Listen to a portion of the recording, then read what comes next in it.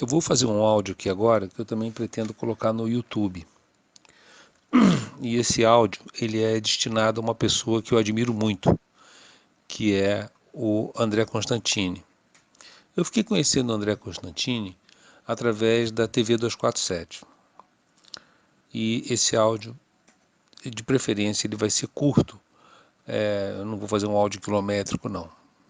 Já são 2h e pouca da manhã do dia 15 de maio de 2021. Eu vou fazer esse áudio em homenagem ao André Constantini, e agora eu fico feliz também porque ele criou um perfil no Twitter e ele criou um perfil no YouTube. Então a gente aqui do Congresso Cidadão vai mandar essa mensagem para ele lá. E eu não sei, eu acho que o André Constantini ainda é uma pessoa acessível, muito embora ele esteja tendo muito foco, muito enfoque, muito destaque, né? Lá no 247, tudo. Ele também é líder comunitário lá no Leme, lá na favela do Chapéu Mangueira e também lá no Morro da Babilônia. Sempre lembrando que eu passei a minha juventude entre Santa Teresa e Leme, né? A minha tia morava na rua Gustavo Sampaio e eu passava as minhas férias, os meus tempos de lazer lá na casa da minha tia, né? A minha tia não tinha filhos, ela era casada com uma pessoa que era um jornalista, que às vezes viajava e tudo, e eu gostava de ir para o Leme porque eu fazia companhia para ela, indo para a praia e tal, essa coisa toda. Então eu tinha muita ligação com o Leme, né? Ali com a churrascaria Sachas, né? Com a Praça Ari Barroso, com a banda do Leme, né? O Sérgio Gouveia já foi tocador de tarol, de caixa, tocador de tarol na banda do Leme, né? E tinha um bloco também no Leme chamado Boca Seca. Não sei se ainda tem isso, né? Na minha época tinha o Boca Seca, que saía, parece que ele saía no domingo e na terça-feira de carnaval. Isso mesmo, ele saía no domingo e na terça-feira de carnaval, Boca Seca. E a banda do Leme saía no sábado e saía na segunda-feira de carnaval. Então é isso aí, banda do Leme, Boca Seca. E também tinha um clubezinho ali na subida da ladeira, né, que tinha um clubezinho onde tinha uma quadra de futebol de salão. Eu não sei se ainda tem isso ainda. E meu primo Marcelo morava também no Leme. Minha tia Iracema morava ali perto do Leme, já era no Lido, ali na Prado Júnior, né? E a gente tinha esse ambiente muito legal lá no Leme. É uma coisa muito bacana, sabe? Foi no Leme que eu conheci a minha grande namorada aí, que foi a Fani, né? Eu namorei com a Fani durante muito tempo, foi uma parte assim da minha vida muito feliz durante o curso de engenharia. Eu saí da minha juventude, entrei na fase adulta, frequentando o Leme. Mas sempre lembrando o seguinte, que o Leme que eu estou falando não é o Leme que deve existir hoje, né? Porque o Leme que eu estou falando permitia que eu fosse pescar na Pedra do Leme de noite, de madrugada. Eu tinha um rádio Transglobe e que naquela época as músicas do FM eram músicas muito suaves, né? Havia três rádios em FM muito legais, que era Globo, Estéreo, que só tocava música instrumental, adivinha? Caía como uma luva para mim, né? Era Tupi FM 96.5, a Globo era 90.5 ou 92.5, uma coisa assim. Também só música instrumental, orquestrada, né? Adivinha se eu gostava. E tinha a Rádio Jornal do Brasil, que tocava umas músicas mais eruditas e tal, que não era muito atraente não. Eu gostava era da Globo Estéreo, da Tupi FM, e logo depois entrou uma rádio experimental chamada Eldopop, não é? Que é 98.1, que tomou conta também, porque naquela época era uma coisa muito legal, rock progressivo e tal. Então esse Leme que eu estou falando, né, de pescar na Pedra do Leme, passar a madrugada toda ali tomando vinho sangue de boi e namorando lá nas manilhas lá da Pedra do Leme, embaixo onde fica o forte ali e tal. as trilhas da própria Babilônia, né? Seguir aquelas trilhas da Babilônia perigosas, inclusive, né? Ir até lá em cima e tal. É uma coisa muito legal. Esse leme, não sei se ainda existe hoje, mas então, e até em homenagem à pessoa do André Constantini, eu estou gravando esse áudio aqui e pretendo colocar no YouTube com o nome dele, André Constantini. Então, no dia que eu conheci o André Constantini, eu vi que ele tem um filhinho, ele botou o filhinho dele no colo e tal, e ele falou de um outro filho dele que parece que ele perdeu, que faleceu, uma coisa assim, eu não sei exatamente. Depois eu assisti a uma entrevista do André Constantini num blog chamado Blog Frida Falo, que eu também me separei desse blog Frida Falo, porque eu percebi que as pessoas lá não têm profundidade, elas não são receptivas, né? Então saí fora daquilo. E agora, no dia de hoje, eu percebi que o André Constantini fez um canal no YouTube em associação com o Portal Favelas, né, da Carla Gregório, que é uma pessoa que eu admiro muito, e também de um outro canal que parece que é Resistência, uma coisa assim. Né? Então eu estou tendo, vamos dizer assim, teoricamente, acesso ao Constantino. Espero que ele um dia ouça esse áudio meu. Meu nome é Sérgio Gouveia, hoje é dia 15 de maio de 2021, aí por volta de 2h10 da manhã. Bom, eu estava lendo, estava estudando, lendo aqui, quando então eu senti vontade de fazer esse áudio de improviso. Então eu vou dividir o áudio da seguinte forma: a pessoa do André Constantini e o valor que eu vejo na pessoa do André Constantini. Então, o André Constantini é um sujeito de família pobre, que nasceu lá no meio dele e que colocou para fora toda a liderança que ele tem dentro de si. Então, o André Constantini é um líder. Ele é um líder.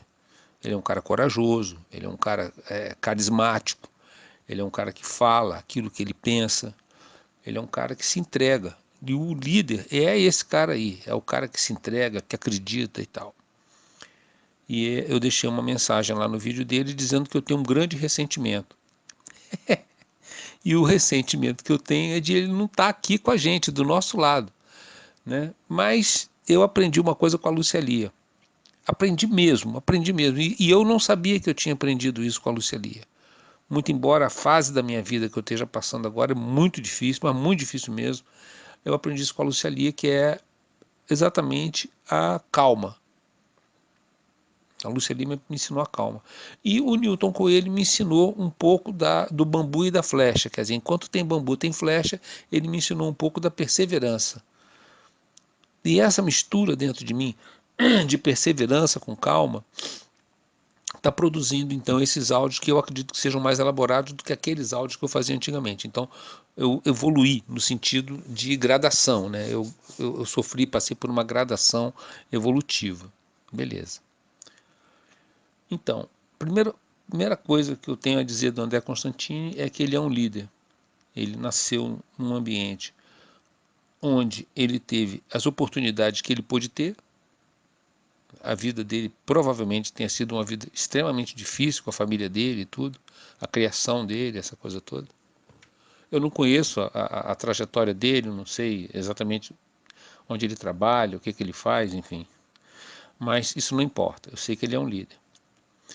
E ele foi influenciado, como muitos e muitos jovens no Brasil todo, por aquilo que foi posto para ele. Então chegaram para ele e falaram assim: olha, André, a solução é essa aqui.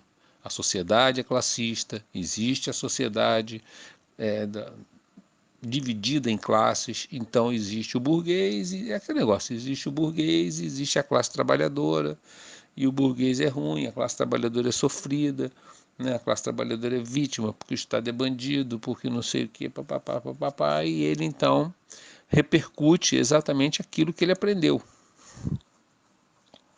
Ele não tem, vamos dizer assim, um referencial mais ampliado. E essa é uma outra parte que eu tenho a dizer do André Constantini. Quer dizer, ele é fruto do meio dele. Não poderia ser diferente. Né? Ele tem um grau de genialidade dentro dele, um grau de cognição dentro dele que pode estar até reprimido. Ele pode ter muito mais capacitação do que ele pensa que tem. Então, esse é um outro lado também que eu vejo, né? E vem então o terceiro aspecto, praticamente para encerrar o áudio, que é o aspecto que eu vejo, isso é uma opinião pessoal, eu não sei se eu devo externar, mas eu vou externar de qualquer forma, que eu vejo ele se expondo demais. Então, ele, né, talvez na ânsia de tentar dizer que ele é muito ativo, eu não sei exatamente, não quero prejulgar o André, não sei se ele está em campanha para ser um vereador, uma coisa assim, né? Ele está adquirindo projeção para entrar num partido, não sei se ele já está num partido, não sei, eu não sei exatamente, né? O meu contato com o André é muito pela TV 247, nessas entrevistas que ele faz aí e tal. Ele estava lá com a bandeira da Palestina, né, com aquele lenço que representa as tribos, né, lá dos sunitas, né, que derivaram para, enfim, que derivaram para a Palestina, que eram plantadores de oliveiras e tudo. Então ele está com aquele lenço do Arafat, né? O Arafat usava muito esse lenço, né? O lenço símbolo da Palestina, virou um símbolo, né? E a bandeira da Palestina, do Estado palestino, estava lá ele entoando isso. Então eu percebo que o discurso do André é um discurso muito arriscado quando ele fala, então, que ele narra que ele acredita numa revolução nas milícias socialistas. Hoje é dia 15 de maio. Então, eu estava assistindo a uma live recente dele, lá na TV 247, onde ele fala que ele não quer, opera pelo fim da Polícia Civil e da Polícia Militar. Então, ele falou isso. Né, e que ele opera para a presença, então, de uma milícia socialista que mudaria tudo. Então, a gente vê que realmente o André é ingênuo, que ele é uma pessoa pura, né, uma pessoa ingênua, é um cara ingênuo. Ele tem essa coisa e tal, mas que ele se expõe demais. E eu não vejo, aí é o quarto ponto. Então, terminou o terceiro ponto aqui, vamos começar o quarto ponto.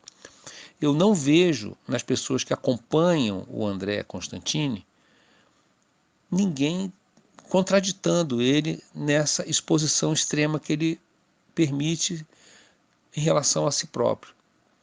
Então, ele vive uma fase em que o Estado transita para um Estado totalitário, o Estado em grande parte já está totalitário.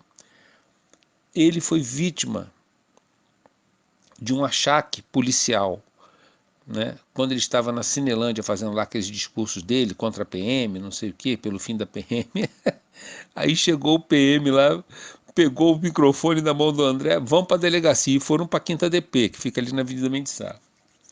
Aí todo mundo se mobilizou, o André Constantini está na delegacia e tal, não sei o que. Aí eu não sei se ele foi autuado, se o delegado relaxou aquilo, esqueceu para lá, mas se ele pegou um desacato, se ele foi autuado por desacato, um indiciado por desacato, e se isso foi parar dentro do Ministério Público, então aí começa o lado pernicioso da exposição. Porque exatamente essa ingenuidade faz com que ele mostre para mim que ele não tem entendimento, exatamente como o Rodrigo Pilha também, ele não tem entendimento do que é um processo penal. Apesar de viver na favela, apesar de ter convivido com violência, apesar de ser um cara tarimbado nas relações assim mais delicadas e tal, ele mostra que ele se expôs. E essa exposição, mesmo que seja heróica, né, mesmo que seja do tipo Rosa Luxemburgo, Che Guevara, Sandino, eu já falei isso toda hora, isso aí, Karl Liber, né, esses caras aí, tudo, né, mesmo que seja uma coisa assim, eu acho que o André é um valor muito importante para se expor tanto. Eu acho, uma opinião minha. E vou falar isso para ele através desse áudio. Não sei se ele vai ouvir isso, né? Eu acho que ele se expõe demais, colocando-se então em risco. E nesse quarto ponto aqui, é justamente onde eu comecei o quarto ponto dizendo, as pessoas que estão ali ao lado dele, né, na TV 247 e tudo, não dão um toque para ele, pelo menos assim ao vivo. Ao contrário, né? Na live que eu estava numa live hoje, tinha lá um jornalista, um cabeça branca lá, estava ele falando lá e tudo, e estava lá o Hélio Luz, que foi chefe de polícia no Rio de Janeiro, que também é esquerdista, essa coisa toda, e estava lá o André Constantini também. E esse cabeça branca, que eu não sei o nome dele, eu acho que é Joaquim, acho que esse cara é Joaquim o nome dele, é um jornalista. E eu escrevi lá, eu entrei com um perfil chamado Paineira, e aí o André falou assim, nós da esquerda progressista. E eu escrevi lá no chat, não, peraí André, você não é esquerda progressista, você é esquerda revolucionária. Botei de propósito, eu fiz de propósito. Adivinha o que aconteceu? O tal do Joaquim pegou a minha mensagem lá no chat e deu destaque e deixou um tempão para mostrar que ele é revolucionário, ou seja, a exposição máxima da figura. As pessoas incentivam ele a se expor. E tinha uma mulher lá, nomezinho verde lá no chat, lá na TV 247, sempre lembrando que o Atushi não deixa eu comentar nenhuma notícia, tá? Ele me bloqueia, ele me censura, quando ele descobre que sou eu, ele apaga tudo e tal. Aí essa mulher chamada Maria Tereza escreveu assim, André, te cuida. Porque o André estava falando em milícias revolucionárias e tal. Naquele blog Frida Falo, ele chegou a falar de fuzil, que a resposta tinha que ser fuzil, ele começa a falar palavrão e tal, não sei o quê. Mostrando que ele é um líder, porque ele tem coragem, ele acredita naquilo que ele está falando, mas que ele não tem conhecimento suficiente para diferenciar o que é a busca da solução social para o país de uma exposição desnecessária. É o caso do Pilha também, mesma coisa. O Pilha, ele é um cara líder. Ele tem coragem, ele vai, fala o que quer e participa das movimentações e tal, mas ele não tem entendimento, maturidade para separar o que é uma luta pela solução. Vou usar esse termo que é muito usado na esquerda, né? Luta, total da luta. Então, o Pilha, ele não tem discernimento interno, ele não tem conhecimento.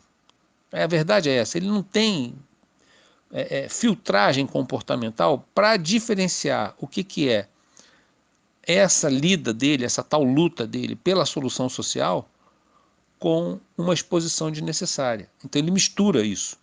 E o André também mistura. E assim eu termino o meu áudio. Tá? Se é que ele vai receber esse abraço, estou mandando um abraço para ele. Tudo que eu falei é sincero, é o que eu penso mesmo. Né?